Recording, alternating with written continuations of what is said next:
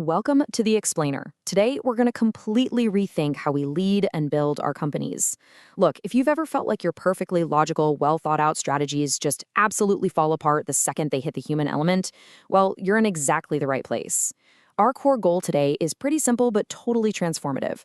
We need to shift our mindset from simply trying to manage people to actively designing behavioral systems. And we're going to unpack some incredibly fascinating organizational psychology research to show you exactly how to do just that. Let's get right into it. Okay, let's dive into this by shattering a massive management myth right out of the gate. Organizational reality is not objectively given, it is cognitively constructed. Traditionally, we just assume leaders are these perfectly rational actors who observe the world completely objectively and make the optimal choice every time.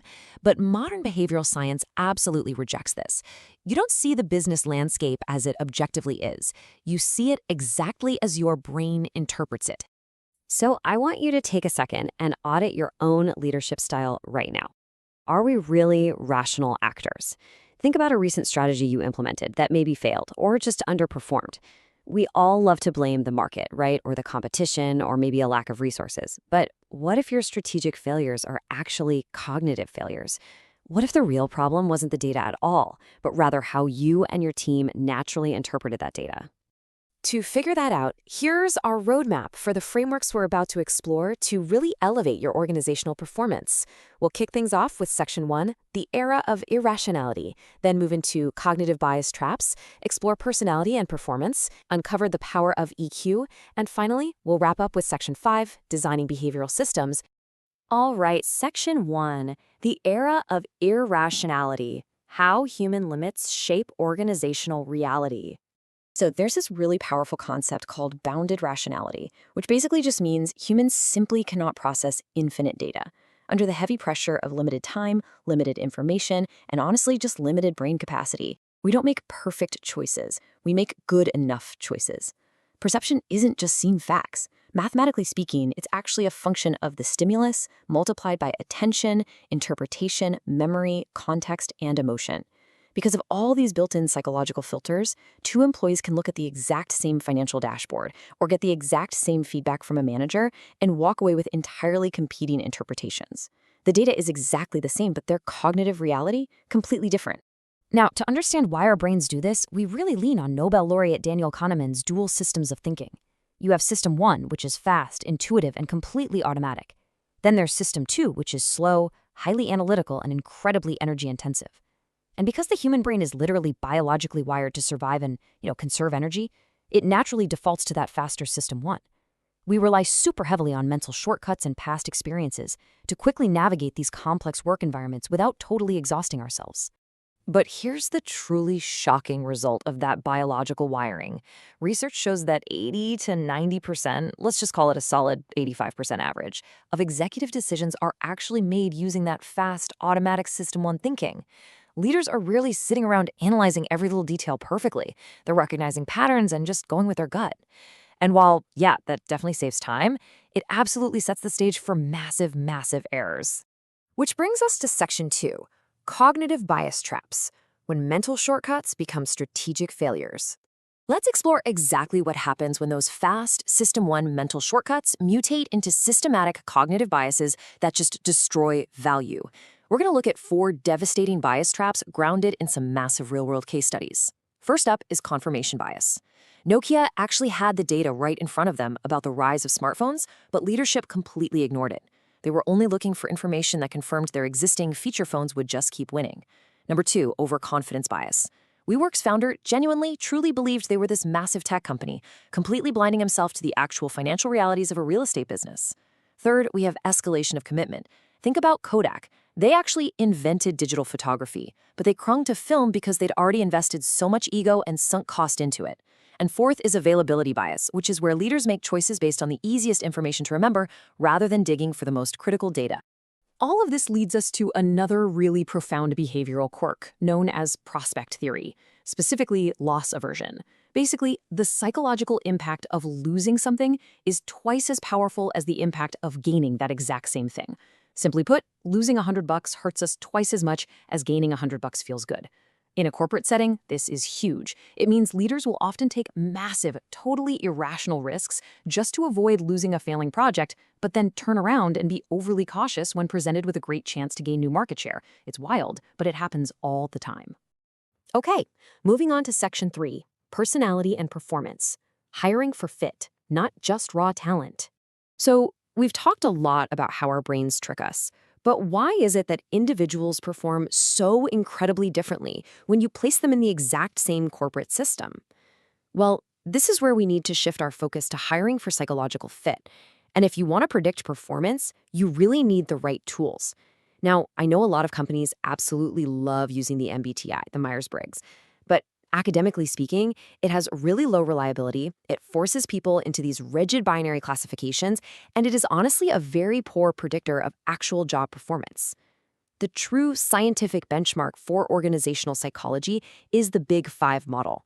It has incredibly high scientific consensus, it measures traits on a nuanced spectrum, and it is a strong, proven predictor of how someone will actually perform in their role.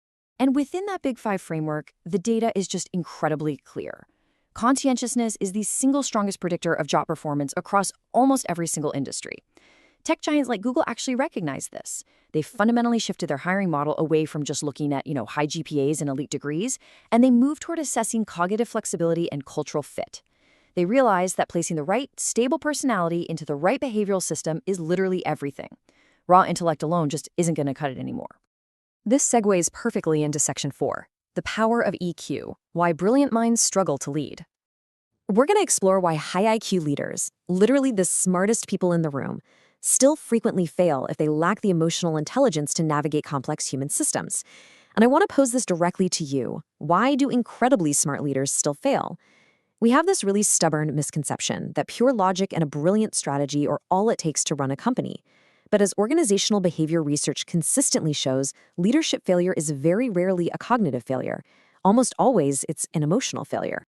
So, the crucial point here is mastering Daniel Goleman's framework for EQ, which breaks down into 5 elements: self-awareness, self-regulation, motivation, empathy, and social skills. You really have to realize that EQ isn't just about being nice or, having soft skills. It is a hard, absolute, strategic capability. Think about it. Self-regulation is the discipline to not react to a sudden crisis with panic, which literally saves your company culture from spiraling into fear. And empathy? That's the strategic ability to accurately read a company's emotional system and predict exactly how your people are going to react to a massive change. The formula for success is actually surprisingly straightforward. Leadership effectiveness equals IQ times EQ times contextual intelligence. And this brilliantly illustrates what happened with Satya Nadella over at Microsoft. When he took over, the company had a really toxic, highly competitive culture. Everyone was just terrified to share information. He didn't just walk in and change the product strategy. Instead, he used profound empathy to pivot the entire emotional climate toward a collaborative growth mindset. Look, IQ solves the math problem, for sure, but EQ is what actually gets the organization to execute it. Which brings us to our final stop, Section 5, designing behavioral systems, nudging organizations towards success. So how do we actually apply all this behavioral economics stuff to guide organizations towards success? We do it by focusing heavily on system design, rather than just constantly trying to police people's behavior. The math on this is crystal clear. Decision quality is a function of data quality minus cognitive bias. Meaning, if you want better decisions, you have to systematically force out the bias. Amazon does this beautifully. They famously force their executives to write these highly structured memos instead of presenting flashy slide decks. This isn't just a quirky habit. It's a deliberate, systemic design choice that forcefully slows down the brain, curbs that fast System 1 intuition, and enforces cold, analytical logic. And really, this is the absolute heart of nudge theory. It's all about altering the environment, what we call the choice architecture, to predictably influence behavior without actually forbidding any options or changing financial incentives. Simple nudges, like just changing the default options on an internal software tool or setting up real-time visual feedback dashboards, can completely align human behavior naturally. It works so much better, and honestly, it is far cheaper than relying on heavy-handed management directives. Let's see how all of this builds into a practical framework, using a growing company like VietDak as a great model.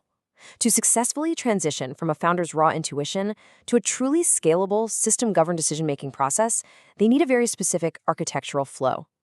Step 1 is data transparency, making sure absolutely everyone is operating on the exact same reality. Step 2 is putting a structured process in place, deliberately forcing a pause before acting.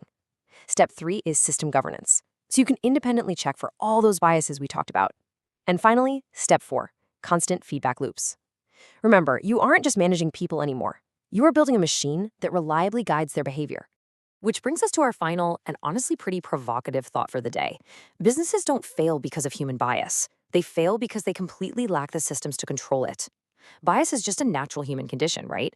So as leaders, we absolutely have to stop blaming human nature when things go off the rails. The real question you need to ask yourself today is this: are you going to keep trying to magically fix your people, or are you finally ready to roll up your sleeves and design a better system? I want you to really think about that as you look at your own organization. Thanks so much for joining me on this explainer, and I'll catch you next time.